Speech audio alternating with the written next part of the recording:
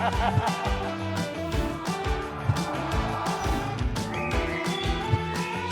just the mercy watchers, but everybody.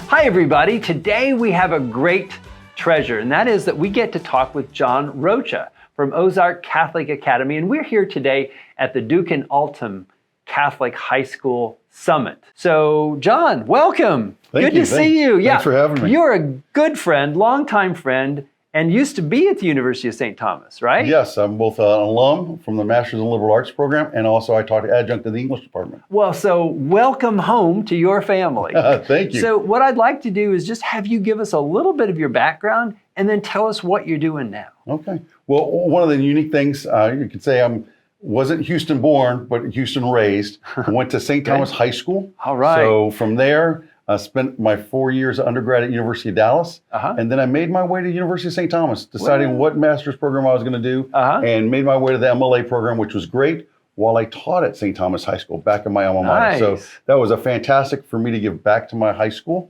and be in the local community. Great. But since then, I've helped start an all-boys prep school as Director of Development of Western Academy, so on the west side. So definitely did some experience there. And then a blog that's known for some circles, and the Imagine a Conservative blog. I worked for them for about 10 years. Okay. And so I just happened to have this opportunity about 8 years ago to kind of spread my wings and to take on maybe a cross or a burden, but also a great opportunity of opening the first Catholic high school ever in Northwest Arkansas, the home of kind of Walmart, Tyson Foods, and J.B. Hunt. So that's where I'm at now. Well, that's awesome. So tell us a little bit about the Academy. Okay, so the Academy, we're in our 6th year. We're an independent school, co-ed. So we're grades 9 through 12. And so what we have are 2 feeder schools, 2 Catholic parochial schools who kind of feed in about 50% of their graduates. We started with 22 students, and now we're up to 116. Every year we've been able to grow. But one of those unique things I would say, as much as we're growing and doing well, like any startup, finances are always the key of how we're fundraising and what's our long-term goal.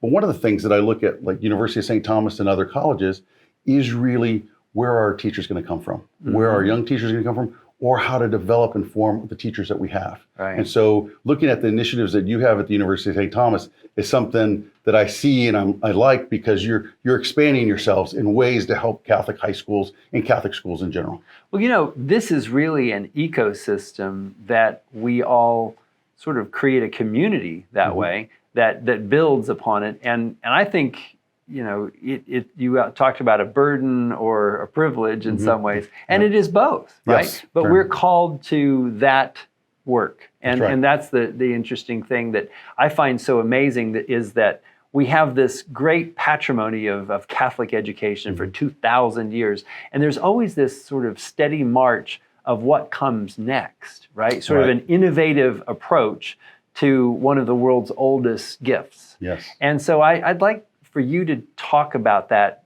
I don't know if it's tension or what it is between the past and what comes next, and how you in your current institution are working with that. Now, one of the unique things that I took from Western Academy in Houston, it being a grade school of grades 3 through 8, and going, how do I make it into the high school? What does it practically look like in that way? And part of that is that kind of, one of the founding headmasters said, he used the phrase dynamic tension. And it's really kind of, we used to kind of chuckle at that, but it's really that dynamic tension of, what does our curriculum look like? We called it a progressive liberal arts education. Why was it progressive? Because it was really something that no one else was doing in Catholic circles or in elite educational circles. And it was going back, kind of that ressourcement, going back to the sources of the Catholic intellectual tradition, and showing the students, much less the faculty, the wonder and awe that can be found in poetry, in fiction, in history, but then at the same time, realizing we can connect it to today. And so even with technology, even with the coming of AI over the last couple of years, there's still a need to read the Iliad and the Achilles and understand, as Achilles grows to be a better human and understand what humanity is like, that we too can connect with him, even in the world of AI. Right. Well, and you know, as I think about it, and our faculty and others are working on this certainly, is the integration of AI, but it's a tool. right? That's right. It's a That's tool. right. Say it's a hammer, right? It's a tool. It's a hammer. But in order to actually use the tool, Yes. you have to have the intellect, the capacity to know what's real and what's not, and how to leverage it to the best use. No, exactly. Right? Yeah. One of the tools that I was recently shown was, and this is that knowing the content and knowing how to think versus just relying on a tool, relying on AI. And one of those things that was brought to my attention was, well, maybe in terms of writing papers, maybe we let students write papers with AI, and then we just teach them how to edit and style and get them to work on that. And I see some positives in that.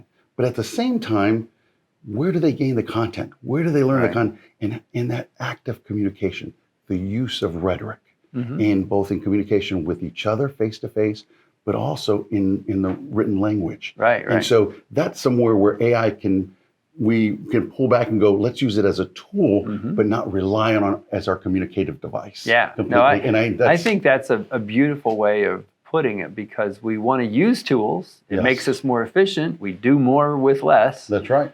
But you can't do that if you really don't know what you're talking about. No, exactly. I mean, some of these things that you have, No. you see how much of a mistake some of that artificial intelligence makes. And we want to make sure that we don't end up like that.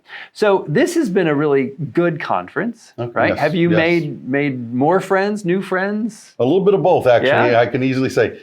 This is I believe it's 9th conference, and I've been to 8 of them. So this is my 8th one. The only one I did not attend was the first one. So I heard about it as it was happening. A few friends that I knew who helped start it, but then as it's gotten bigger, it's grown in friendships and contacts and networks. Yeah. So I've really relied on the network and the partnerships, both of the colleges and universities, but also the high schools part of DIA, in terms of faculty and faculty development, but also just support for me as a school leader, right? Yeah. To kind of get that refresher as well. In a startup, I'm by myself in terms of leadership, and the board is great support for me, but also at the same time, I need to be refreshed by other leaders. Yeah. And so it's great to be here with you. Well, it's great to be here with you and make this connection, your strong UST Houston connection right up there to your new place. So this is exciting. So John, thanks for being with us today. No problem. We'll stay in touch. Yes, definitely. And you stay in touch. We're so excited that you could be with us today for this conversation with John Rocha. And God bless you.